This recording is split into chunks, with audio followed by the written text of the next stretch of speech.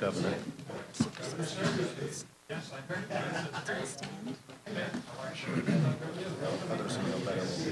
Chief, do you want to talk about anything specific? Good morning. Welcome to Eagles Country. Good morning. Good to see you. Yeah, good to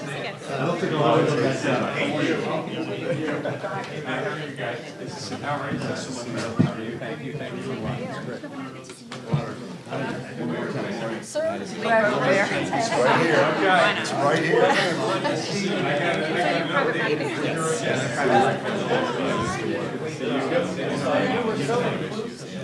You inspired me. Thank you. It's tricky. How you been, all right? I'm doing great. How about you? Very well, thank you. Put your feet in the fire and you're ready to go. Exactly. We're not letting any grass grow, right? Morning, everybody. Good morning. morning. Good morning. Good morning. Ladies and gentlemen, thank you for your patience and thank you for joining us here today. For many of you, you know how important this issue has been to me over the last number of years that we have worked to really bring a common sense solution to gun violence and use New Jersey as a model of excellence. Many of you are aware that New Jersey already has some of the strictest gun laws in the country. I think that is in large part why we have the least amount of gun violent crimes in the country from a statistical analysis. But there is still more that we can do. And through tragedy, we've learned a lot. And through tragedy, some of the most inspiring experiences that I've had in government have taken place through, unfortunately, the tragic events and the loss that so many people that I've met over the years who have come to us with solutions. We've had some success in a bipartisan fashion over the last number of years. I will tell you that for myself and for the governor, we believe that bipartisan efforts are where we will shine the brightest. But where, for political reasons or other reasons, we have to stand alone, we are prepared to do what is right to move and set an example and move forward good public policy. For the people that are in this room who have worked with us, you are not lost on my level of frustration in some of the laws that were vetoed by the last governor. And I'm very proud to say that I've had an almost decade relationship with Governor Murphy. One of the things that impressed me about the governor the most and why I was so proud to endorse him and support him for elected office was because on the tough issues that we faced and on the issues that the governor and I have worked on when he was in the private sector, there aren't a lot of people that are willing to run into the fire or into the eye of the storm with you and are really willing to roll their sleeves up and lend their name to difficult solutions. When it's easy and votes pass in the assembly 80-0, there's lots of fanfare for those. It's the bills that pass with 41 votes that are the most challenging, that true leadership is needed. And I can tell you that from my personal experience with Governor Murphy, he is someone who has been willing to lock arms and to run into the eye of the storm. And I think what we have found in the eye of the storm is very calm. So if you can get into the eye of the storm, you actually can take a moment, take a breath, and actually find deep solutions to problems. Amen. So we have a package of bills that are very important. We're going to talk about it today. The people that are on the dais with us today are some of the finest advocates anywhere you will find in the country that have worked tirelessly to help make this a reality. And we're going to talk about some of those today. We'll stimulate some conversation. But I want you to know, and the reason why this is important is because as we sit here today, already in just February of 2018, there have been 9 deaths in New Jersey due to gun violence.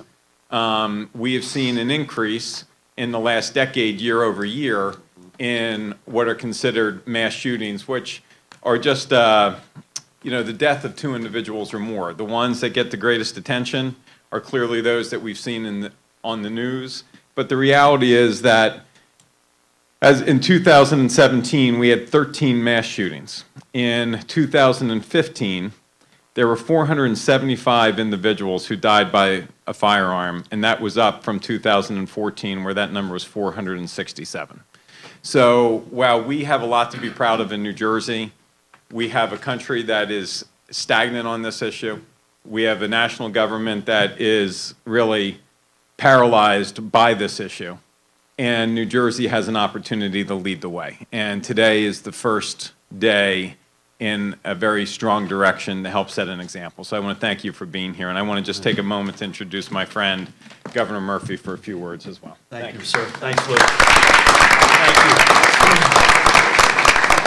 It is really a treat for me to be back here at the Katz Center. I was here last time actually speaking with Lou across down the hall, speaking mostly in my capacity as the former U.S. ambassador to Germany and talking about Jewish life in Germany today, the pace of anti-Semitism, unfortunately, the issues surrounding Holocaust reparation and end-of-life issues, etc. Today I come back, and I'm thrilled to be back. This is an extraordinary center and organization. Jeff, I want to thank you for your leadership as both a board member and an interim director. You guys do fantastic work. Thank you so much for hosting us today. Chuck, thank you for being our host mayor this morning. Absolutely. It's great to be here Thank you for being in here. Cherry Hill. It was already noted, the Super Bowl was already alluded to in my walk in here. I just want the record to show that Susan knows this, that my brother lived in Cherry Hill for many years when your late mom was the mayor, and I lived in Philadelphia for a couple of years. So I want to make sure I get that off my chest.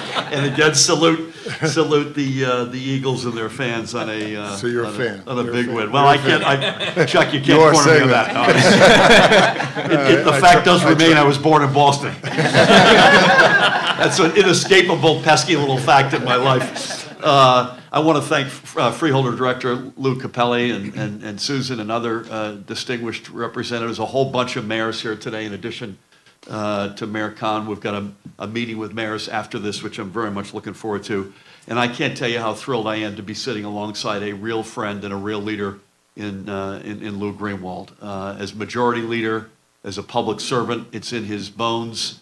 From what is an extraordinary story in his own personal family and his mom, who was a pioneer, and in particular in gun safety. You know, if you hear the majority leader speak about Sandy Hook and meeting with the parents of the little ones who were lost and the emotional impact it had on him and how it has transformed him or continued to transform him on gun safety. It's an incredible honor to be with you today. So, and I know, by the way, you're part of a rockin' legislative combination. Senator Jim Beach, also chairman of the Camden County Democrats, and Pam Lampett, who I think would be here today, but she's hosting a very important committee meeting in her education capacity as we speak. So to each and every one of you, and again, a shout out to Congressman Donald Norcross, who does yeoman's work day in and day out. I don't know where we'd be with without the likes of him and others doing battle down in Washington. Yeah, my brief observations would be, because we're mostly here to listen to others gathered around with us today. Lou has already alluded to some of this, and I wanted to just underscore a couple of points that he made. Number one, good news, we have among the most progressive, smartest gun safety laws in the nation. That is a fact. It is also a fact that they can be stronger. There's no reason why we can't strengthen them. There's also a myth out there that if you strengthen gun safety laws, you somehow chip away at the Second Amendment. I don't believe that. You don't believe that. This is not a zero-sum question. You can still have a strong Second Amendment, and you can have stronger gun safety laws without question.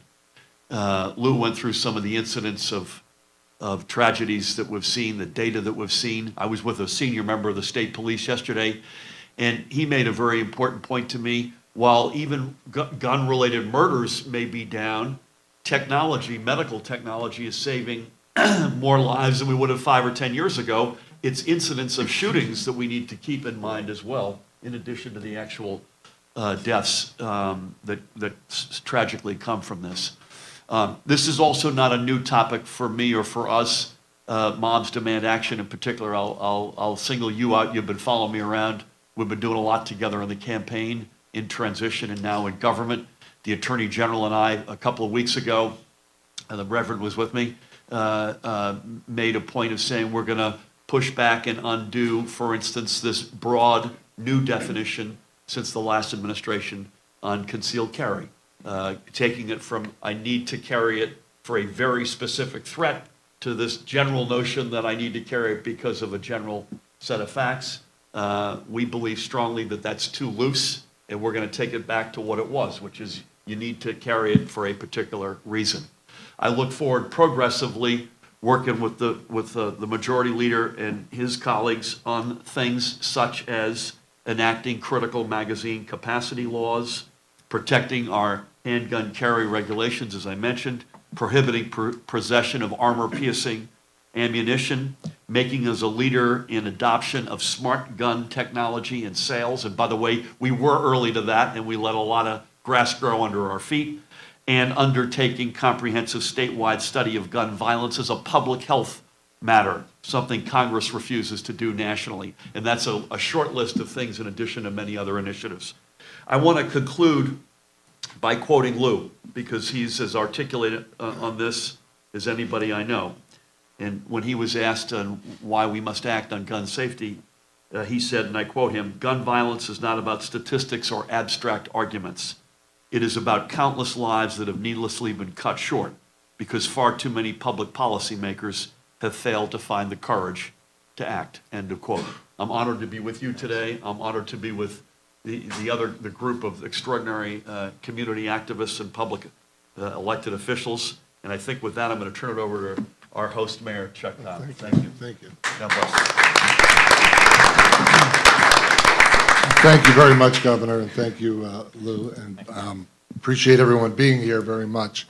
And I also want to thank our Chief Monahan for being here as well, and I know he's going to weigh in. And I just want to thank you for being a real advocate for preventing the gun violence and the tragedies, the unnecessary tragedies that have continued to happen. But I know I agree with you that we have a strong gun violence policy in New Jersey, and I do agree that we can still do more. In Cherry Hill, we've been very fortunate. We have a great police force. We are a very safe town under the leadership of our chief, but it doesn't mean that we're not without violence and without gun issues. I'll just share with you a brief story that happened recently with the chief's permission. Just in the last couple of weeks, we had a person come into the mayor's office who was known to us, and that does happen from time to time, but somebody who was known that came in and was acting rather strange. Fortunately, our administrative officer, our officer in our office, the administrator in the office, recognized the person and hit the panic button. But in that interim time there, the person continued to act strange. I was in my office, and somebody closed my door and just said to me, "Mayor, you should stay in the office." Within minutes, the chief's force was down and apprehended the gentleman who demanded to see me. And when they pulled the gentleman aside and questioned him and looked him over a little bit further, and then I think they were suspicious about the way he was talking, the way he was acting, the way he was making accusatory statements. As it did turn out, he did have a loaded handgun taped to his leg. He did not make threatening remarks in terms of directly towards me, although he wanted to see me directly, wanted to see the chief. But those type of instances where people can carry handguns that are not without a permit obviously hit very close to me and to my entire staff, to the people in the building. And when you have those type of actions, we need to do more, and we can always do more. So it's a story that even though I've been a mayor for 7 years, when you know that somebody's coming in every day, you never know who's going to be walking in your door next.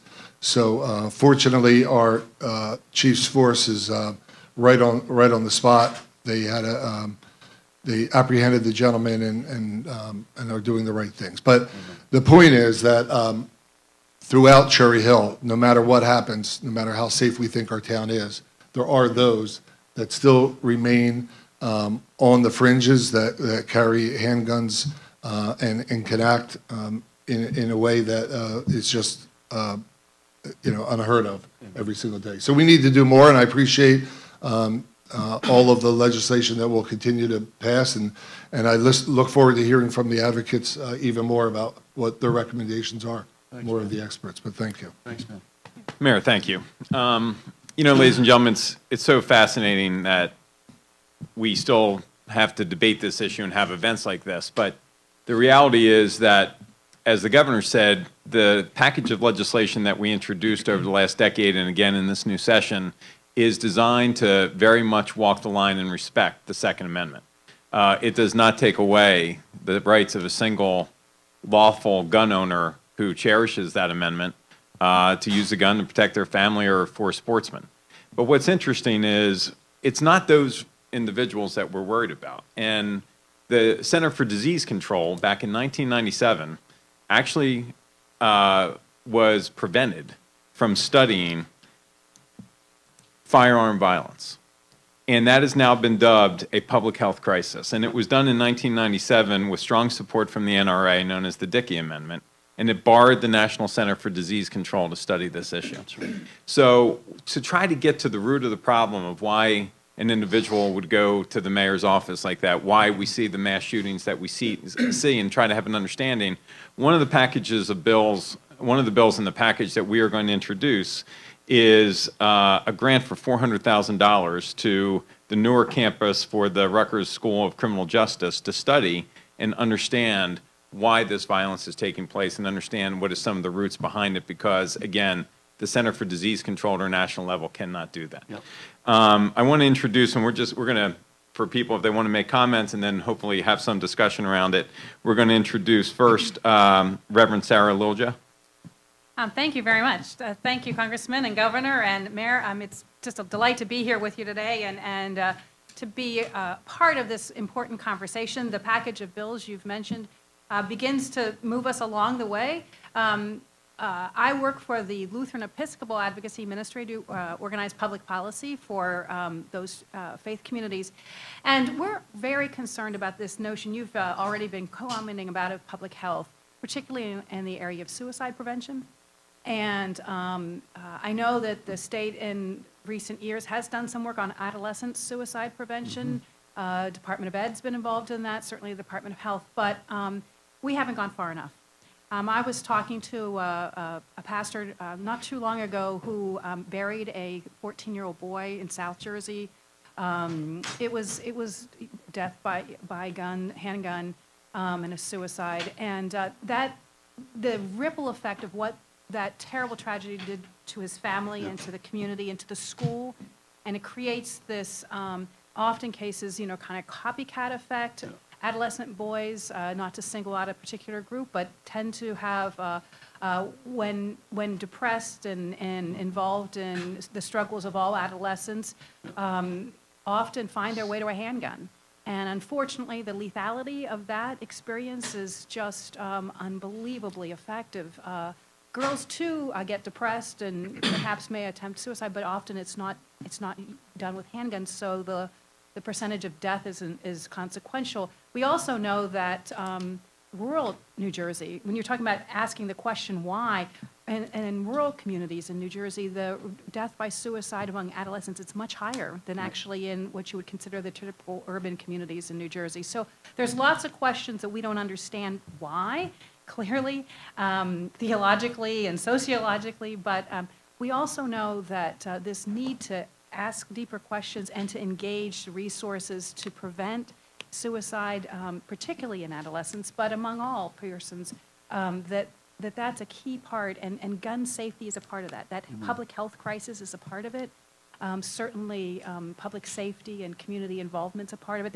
It's not a quick fix, but it's essential that we engage in this conversation. And really, I believe people of faith and people of moral conscience all can come together and agree that suicide prevention is a key component to what keeps our community strong and safe and healthy, and that's a motivation and a way in which we can engage further. So that's what I'd like to kind of put on the table and encourage more conversation and deliberate investigation in some of these tragedies to avoid them. It's just horrible. I don't want to slow down the conversation, but we had something I've got to I've got 4 kids. Our 16-year-old son, Charlie, former classmate, changed schools. Same thing happened a couple of months ago. Awful tragedy, obviously, for him and for Everybody. his loving family, but the ripple of impact Exactly. into the community, into his Exactly. classmates, et cetera, is Exactly. overwhelming. Reverend, thank you. Next, I want to introduce a dear friend of mine. Brian Mcginnis is a talented, relatively new attorney in our region. I was very fortunate to have Brian work for me in my legislative office, handling public relations and press. And one of the great aspects of being in government is you really have an opportunity to be surrounded by some remarkable young people, and you get an opportunity to watch their careers grow. Brian went to law school at night while he was with us, and my affection for Brian, not just because he's a remarkable, talented young man, but Brian took it upon himself. He used really working in our office as a remarkable opportunity, and Brian, literally side by side with me, helped craft word for word the package of gun violence prevention bills. And I can't tell you how much it meant to me, and I know how much it meant to the families who've been impacted by this. So, Brian, thank you for being here. Thank you, Majority Leader. I especially appreciate the relatively new attorney comment. The beard's a little gray. The grays and the beard tell a different story, but I'm clinging to the myth, so thank you. And thank you, Governor and Mayor, for being here. Governor, I was so thrilled to hear you discuss this idea of common sense gun safety that doesn't infringe on Second Amendment rights, because that's really what we're talking about.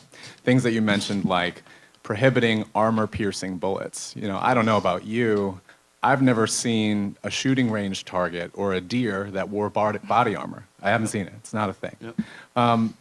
And things like the 10-round magazine limit. And I had the opportunity with the Majority Leader to meet Congresswoman Gabby Giffords at one point in the State House, and it was a remarkable experience. And the Majority Leader has been terrific in leading on this magazine legislation for quite some time. But I think the shooting in Tucson really illustrates that. So, for example, we know in Tucson 6 people were killed and over a dozen were wounded.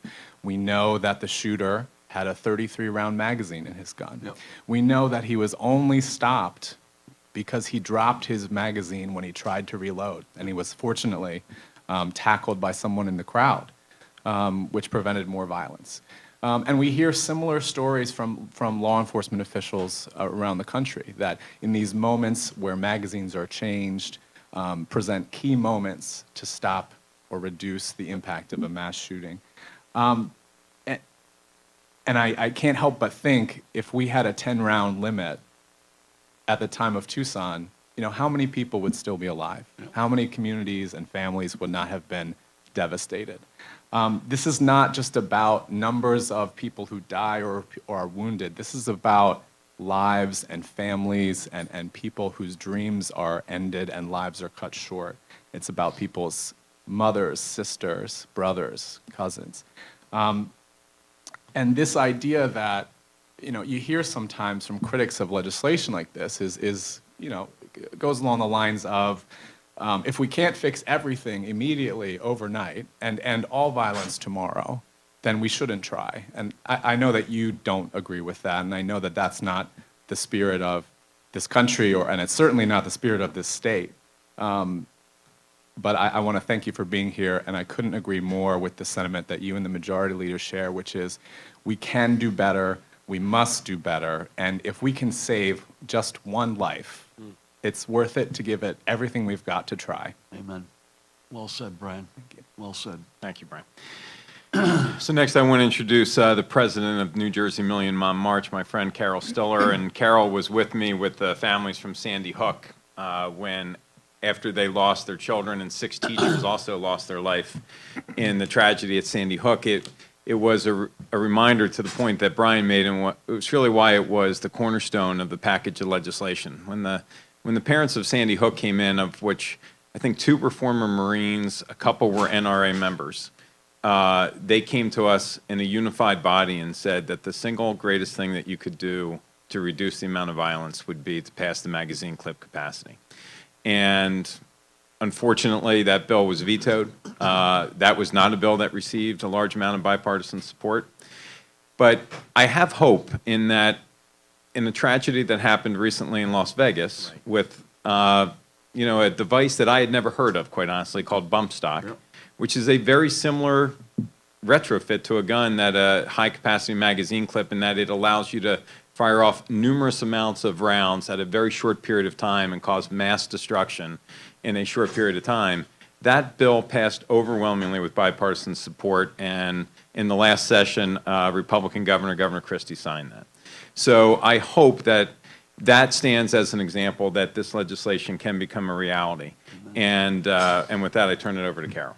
Okay. Just as, excuse me, as Mr. Greenwald was saying, that is certainly a common sense gun law, the 10 rounds. I mean, it's just common sense that, you know, if you have to stop after 10 rounds, you're not going to be able to shoot as many people. I don't understand why they can't do it. So hopefully this year, as you say, we'll get more of a support on the legislative level. One of the Brady campaign and Million Mile March's priorities is an annual publication of crime gun trace data. The state police here in New Jersey now already have this data. They compare it. If there's a gun used in a crime, they can talk to other police departments and go over, you know, just whether that gun was used in another crime, and they can trace it back to where the gun came from. We would like to see that information published, and the point of releasing that data is to clamp down on gun trafficking and what we call bad apple gun dealers, and to focus actions on criminals and enforcement and not on responsible gun owners.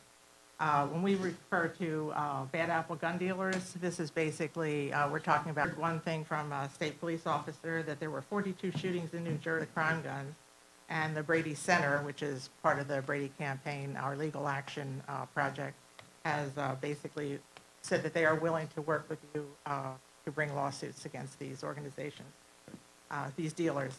So that is one of our main goals. Also, another goal of ours is trying to get in extreme risk protection orders. I just happened to be looking at our Facebook page last night, and I came across a woman talking about her young adult son who is having difficulty, and you know, she's afraid that he's going to kill himself.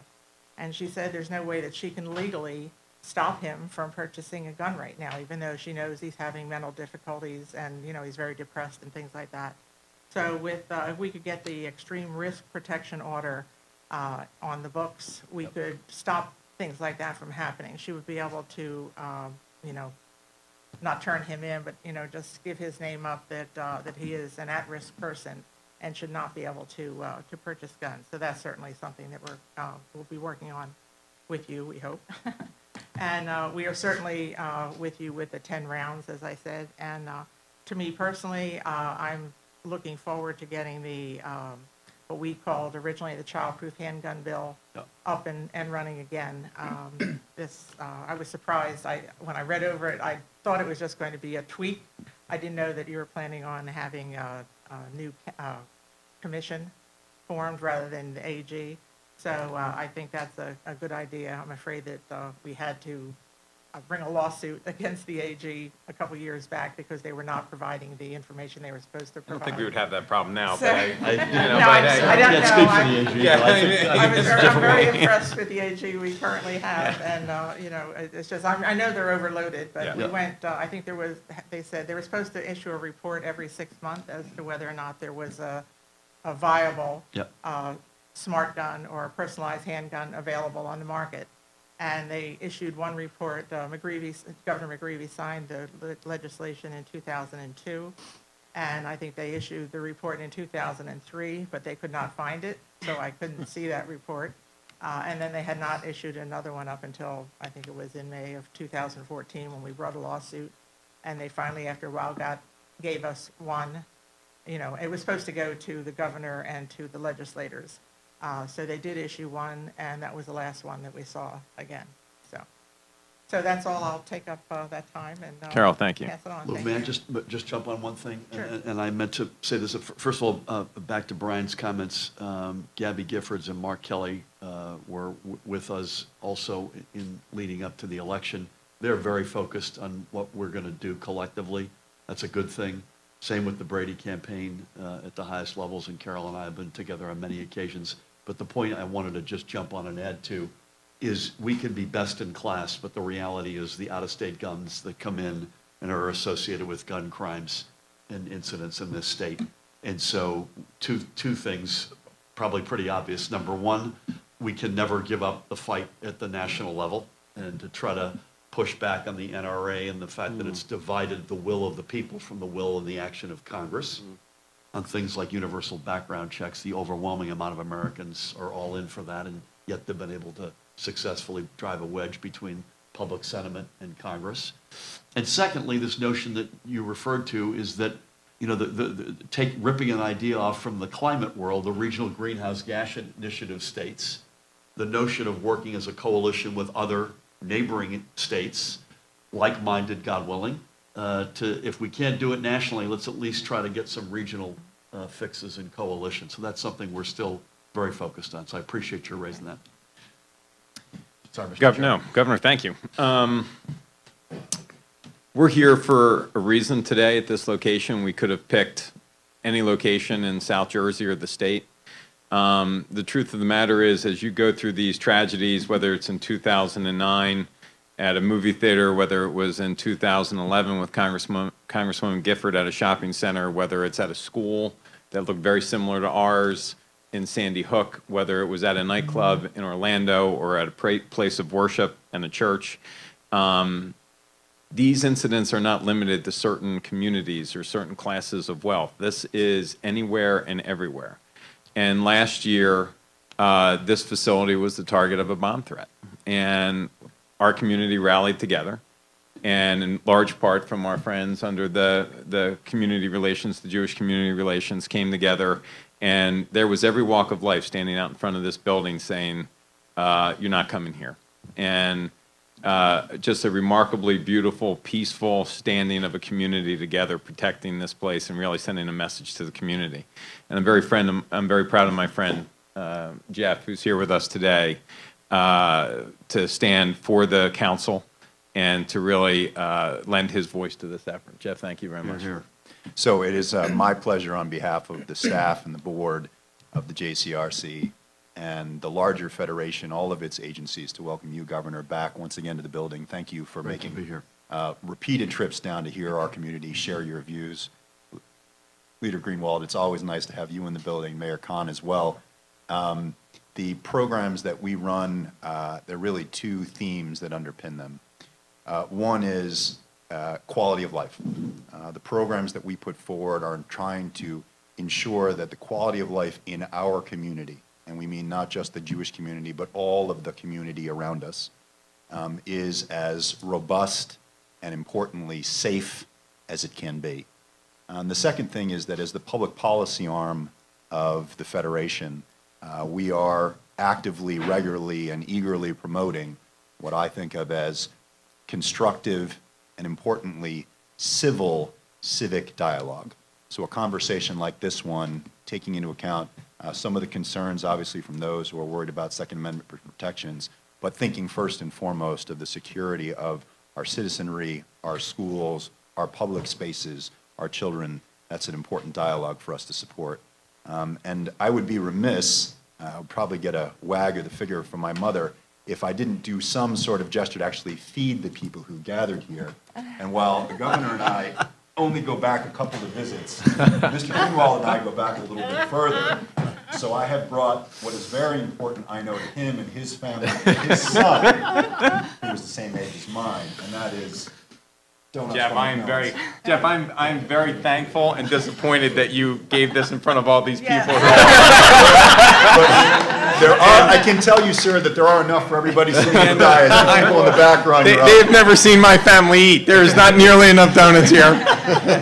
But, Governor, this is a part of my childhood, and I don't want you to get too close to it. Man, it's heavy. How many donuts are Don't you worry. Don't ask too many questions. You don't want to. Golly. Jeff, another reason I love you. That takes me back to my childhood. I shared that with Jeff and his son, who played basketball with my son, and he said, "Oh, come on, how good can it be? How good was it?" Great, thank you. Thank you. Next, we want to introduce Lynn Hogue with Moms Demand Action. Thank you.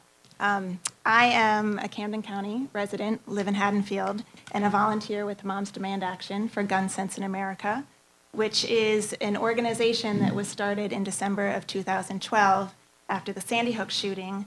We are a group of mothers and others who are working with legislators, educators, law enforcement, faith-based leaders, and survivors to promote common sense gun reform.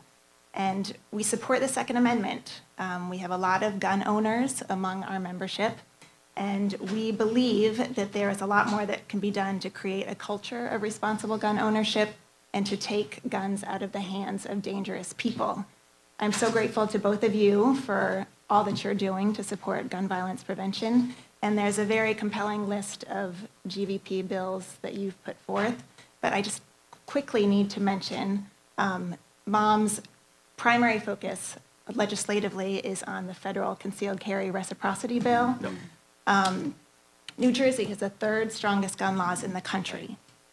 And while more can always be done to make those gun laws stronger, we are at risk if concealed carry reciprocity were to pass of undermining the laws that we already have. There are 12 states that do not require a permit or a background check to get a concealed weapon. There are 19 states that do not even require gun safety training. And we are at risk of having those people walking in our streets with a concealed gun. So we are working hard to fight that. May I just respond, Lynn? Thank you for raising that. I mentioned earlier that the Attorney General and I announced under the aegis of New Jersey that we're going to sharpen the definition from what has turned to a very general, open-ended, I need it for general reasons, to back to where it should be, which is a very specific reason to have this, as in concealed carry. The bigger issue, I agree with you, Lynn, is nationally. We would be subject, if this were to transpire, we would be subject to lowest common denominator. So you pick your weakest gun law state in the nation, and New Jersey, which, as Lynn points out, has among the toughest and smartest and most common sense gun safety laws, would be subject to that. So you should expect that not only working with our congressional delegation are we focused laser-like on this, but if it were to come to pass, we will use all weapons available to push back. Unfortunately, along with a lot of other initiatives coming at us out of this administration, this is a big one. I agree with you 100%, and we're on it. Thank you. Thank you. Yeah, and this is an important issue in large part because consumers make decisions for all kinds of reasons. But there's no doubt that New Jersey is one of the most densely populated states, and while maybe not in geographical landmass, but in population itself, certainly a very influential and powerful state. People have chosen to live here in part because of the gun laws we have. There are residents who are avid gun users, and they could choose to live anywhere, but they have come and they've chosen New Jersey, and be inflicted and impacted by laws outside of our state are something that is a significant worry to our legislative body and to the governor. Amen. I apologize. Next, we are going to introduce Nicola Bokor. Thank you. Hey, Nicola. Hi, how are you? Good to see you guys again. Thank you for having this important discussion. My name is Nico Bokor. I actually first got involved in this issue when I was a child, and there was a shooting in my hometown, a mass shooting in Montclair, New Jersey, at the post office. And at that time, my mom, not unlike many of the folks in this room, had had enough, and she started volunteering on this issue. And I got involved, and I actually think my first trip to Trenton was on the issue of gun violence as a child. So not much has changed in that front. This is an issue that I think is both very personal to those of us in this room, and then for many of us also something we're working on professionally.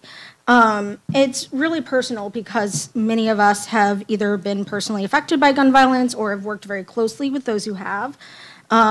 We know that this is about, fundamentally, this is about saving lives. It is an honor to be able to work on this professionally, and I am encouraged both because of the fact that we are having discussions like this, but also because I know that we have the ability to make a difference and to save lives, and that we know many of the policies that can help us do that. I'm honored to now be working for former Congresswoman Gabby Giffords and her husband, Captain Mark Kelly at Giffords, as we work on this issue, and to be talking with you, Governor Murphy, Majority Leader Greenwald, Mayor, to make sure that New Jersey continues to be a leader on this issue. We think it's important that we keep looking at legislation that was left unfinished under the previous administration, as well as new efforts. That means we should be looking at ways to reduce gun violence in our most impacted communities, and as was mentioned previously, also prevent suicide by firearms. And making sure, some of the ways we can do this is by making sure law enforcement has the authority and the tools to intervene when they do know somebody is in crisis or there is a dangerous situation, and remove firearms from those dangerous situations, as well as making sure that we are talking to those who are in the cities and the communities with the highest rates of gun violence, and figuring out ways in which we can invest in how to reduce gun violence in those areas. In the face of the congressional inaction, or actually they are taking action just in the wrong direction, unfortunately, we are just really grateful to be working with states who understand this issue and are doing the right thing and showing the courage that is required to get us to a better place on this issue. So thank you very much. Thank you, Nico. Thank you. Ladies and gentlemen, next I want to introduce our Chief of Police in Cherry Hill, Bill Monahan. And it's interesting to me, Chief, in 2015, 56% of Americans said they would feel safer if more people had concealed carry weapons, working off the theory that the only thing that could stop a bad guy with a gun is a good guy with a gun. And when law enforcement lends themselves to this type of debate, I think it helps with evidence and data and facts about the safety and the security and what we should be doing. So thank you for being here, sir. Thank you, sir. Governor, thank you for allowing me the opportunity to be here. And I'm hopeful that I can try and bring this home for everyone. As human beings, when we see things on the news, tragedies that take place in our country, and those that take place as the result of gun violence, we separate ourselves from it because we want to think that it doesn't directly impact us. Understand that gun violence impacts every single person in this room. Your children are directly victimized by gun violence. We have to have this paradigm shift in law enforcement where we're training children in school to shelter in place, to hide, to fight, when we should be going in there and encouraging a safe environment. So your children are traumatized by issues that are taking place in other parts of the country and other parts of the state. Even though they're not directly the victim of a violent act, they're still being victimized by this issue. You're being victimized as parents because the trauma that you feel in your concern for your child. As a worker, when you go to your workplace, now you're having workplace violence training. These are things that we never had to deal with in the past, and a paradigm now where we are going out as law enforcement officers and training private sector businesses on workplace violence. And it's something that we lose sight of because we want to, remove ourselves from that traumatic incident that other people are experiencing and not realizing that it does have an impact on every single person in this state and in this country, whether you're the direct victim of it or a victim of the trickle-down effect of what's going on. So this is an extremely important topic, and we appreciate the opportunity to be here. Thank you. Great to have you, Chief. Thank you. Chief, thank you. Ladies and gentlemen, next we'll hear from Dolores Phillips. Thank you, Majority Leader, and thank you, Governor, for being here, because your mere presence puts the impetus and the importance of this entire issue. I had the pleasure of attending your press conference a couple of weeks ago, and not only was I so amazed to see such a fine Attorney General that you've appointed being there, but I know that Attorney General will also make a huge importance in the enforcement of these laws. The number of laws that the Majority Leader has discussed in the list that you have, and there are still more to be done, have to eventually be enforced, and they need the funding to make sure that they are enforced. I, come from the position of walking around Trenton a lot as a public interest lobbyist. I've been down there for 30 years working on many issues. And, you know, what I've actually found is that you can have very good laws put into place. The governor can sign them. But if we don't have a good attorney general, if we don't have the money to enforce them, and things trickling down to the local police forces, all this will be for naught. I also encourage you, because I know what your role can potentially be, as our spokesman representing all of us here in New Jersey, that you have a really important role as our leader, speaking not only to the president or other governors at the Governors Association, but you can make us a leader. And that leadership, because we're closer, but we certainly aren't there, that leadership can make an enormous difference in lives throughout the country. So whatever I can do to help you, and I am the legislative director of Ceasefire New Jersey, my colleague and boss, Reverend Moore, who's been at this for quite some time, will be there. We will help. Amen. And get our membership to help. But I just wanted to make one other point, if I may. You have an opportunity to be a force for good. Now, I got that from this new book from the 14th Dalai Lama. Oh. It's an amazing book on nonviolence and how we can actually change the world through this. And I would like to give you this copy today when you leave. Am I allowed to do that, everybody? I guess. I don't know, but it's $22. we've got the press here, so if I'm not allowed, It's not donuts. no secret. So It's not donuts, by the way, but. I think it's under the limit. It's under the limit. It fits under the donuts. Yes, I would like to do that. Thank so you very much. Thank you for your comments as well. I appreciate that. Ms. Phillips, thank you. Next, we have Kelly Adams with Everytown for Gun Safety. Thank you for having me. I represent Everytown for Gun Safety, and I have the distinct honor of working every day with some of the most impactful women in this country, and they are the Moms Demand Action group. So strong in New Jersey, and I appreciate you and all the work that you guys have done. I appreciate Majority Leader Greenwald and Governor. Thank you. Appreciate you, and Mayor, thank you for having us. I started this work, it was one of those things that shouldn't have happened. I'm originally from South Carolina, and I remember when the Charleston shooting happened. Those were my friends.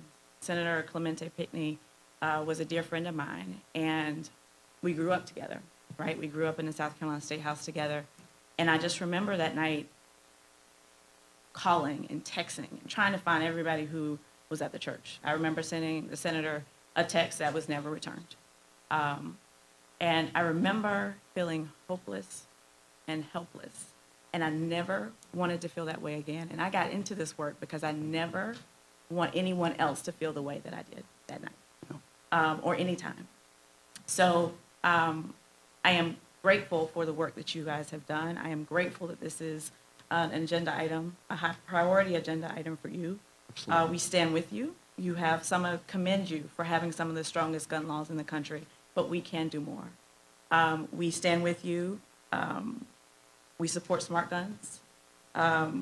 We look forward to working with you on that. We oppose armor-piercing ammunition and requiring background checks on all gun sales. These are common sense gun issues that we should actually be moving through the legislature pretty quickly.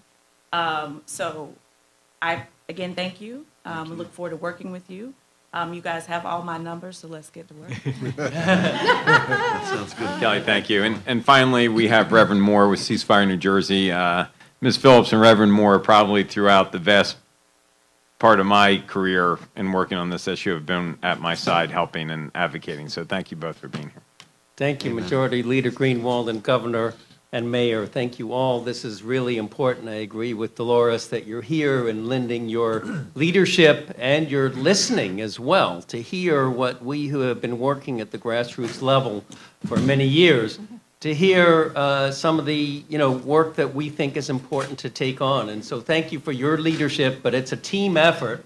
And I think it needs the average citizens like us around this table organized and working together through faith communities, through women's organizations, through so many different mechanisms. So I want to just sort of mention a few things on the theme of empowerment, because sometimes we can get very discouraged, and I felt discouraged when I've seen these last 2 years the number of gun deaths in this country has been increasing and not decreasing. And so we have really had some setbacks due to the lack of leadership, especially at the national level. And so we're up to about 33,000 people per year are killed by a gun right now in the United States. And that's higher than the 31,000 that it was a few years ago. So this is a matter of life and death. What can we do? How can we band together with great leaders like you? So your work is so critical, certainly to be the government leaders on this, but you need the citizens to really be sort of supporting and sometimes nudging you, quite frankly, too, to make sure that we get the attention on this that we need. As Dolores mentioned, I've been doing this for a long time. In fact, I remember one of my first engagements was when the NRA tried to rescind New Jersey's assault weapons ban. That was in 1993. Now, assault weapons, we all know in this room, are weapons of war. They're meant for the battlefield, not for our communities. And yet they have been allowed in our communities, and New Jersey was a leader. In fact, we were barely behind California in passing that assault weapons ban in the early 90s under the leadership of Governor Florio. I'm proud of that. But the NRA was not proud of that. And they tried to rescind it in 1993. And unfortunately, this was before you were in the Assembly, Leader Greenwald, but unfortunately they succeeded in a vote literally in the middle of the night. They succeeded in overriding Governor Florio's veto and rescinding New Jersey's assault weapons ban. And it was only 3 weeks after that that the Senate vote was scheduled.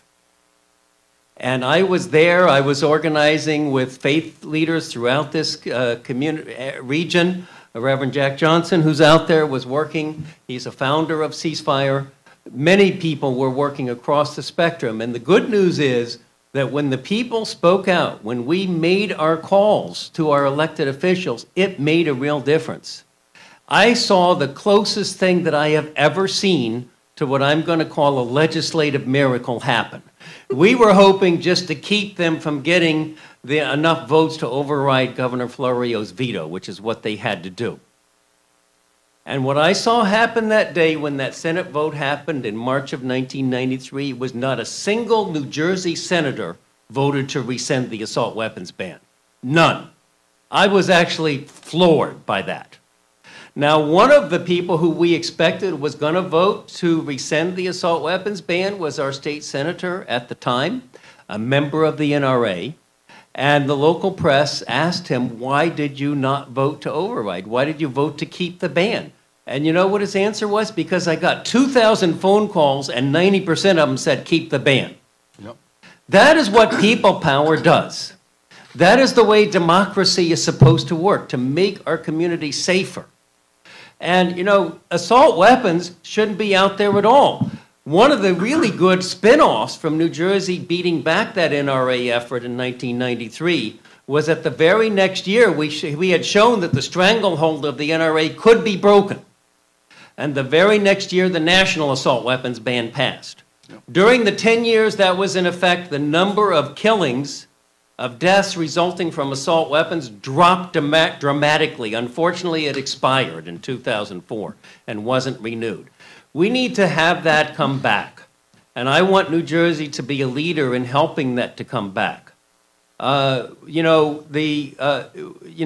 worst mass shooting in history was the one in Las Vegas, the worst mass shooting in the U.S. Almost 60 people were killed.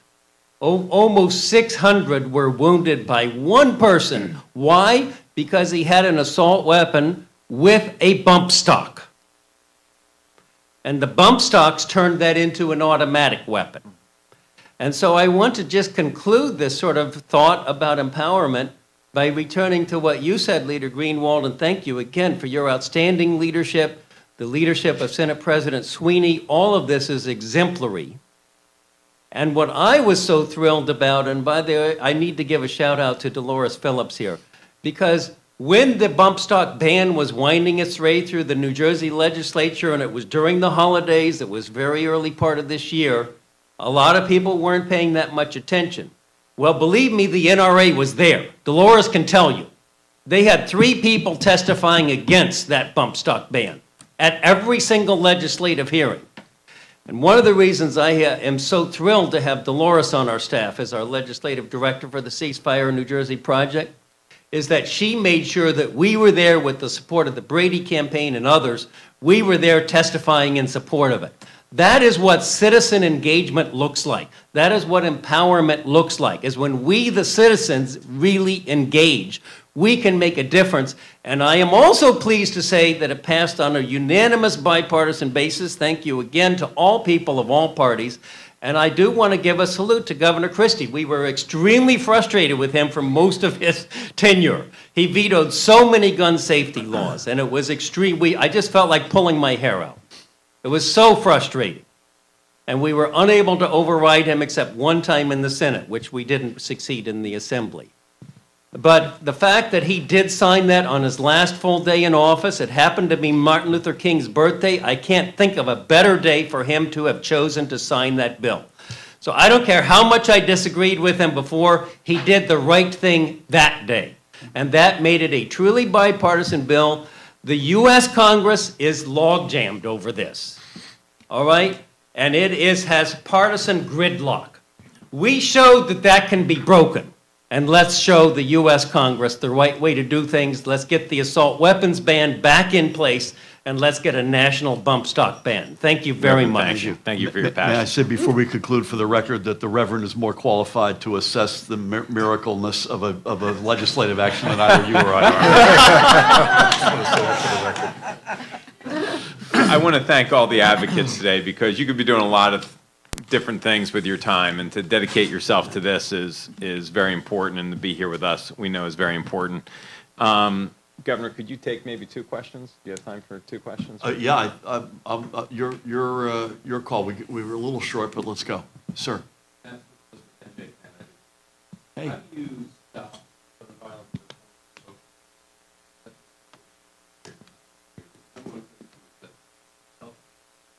Remote actors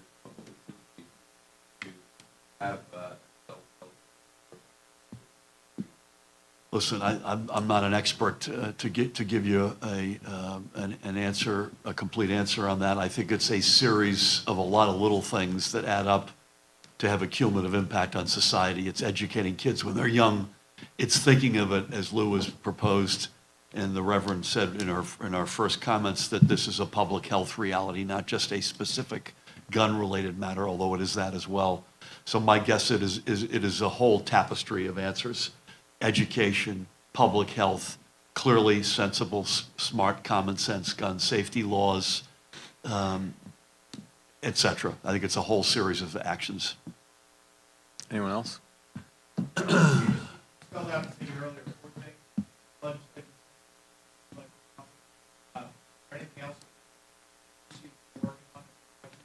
Well, there's a lot that we've spoken about over time. You know, background, more comprehensive background checks, closing loopholes. We talked about smart gun technology. I said a lot on the campaign trail, and I continue to believe my kids are 20, 18, 16, 14. 2 have licenses. 1 has a learner's permit. By the way, if you're in Monmouth County, you might want to stay off the roads.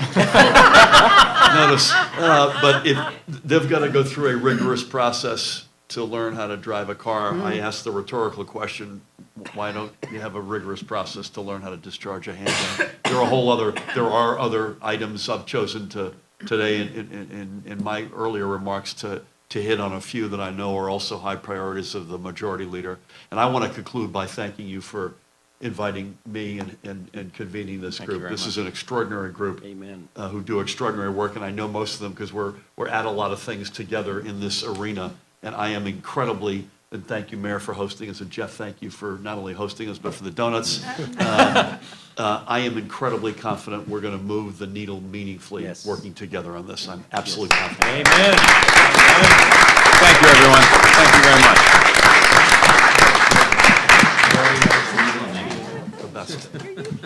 Meryl, you was? Every time I need a lever on concept, so long. I mean, it's like so helpful. I was excited.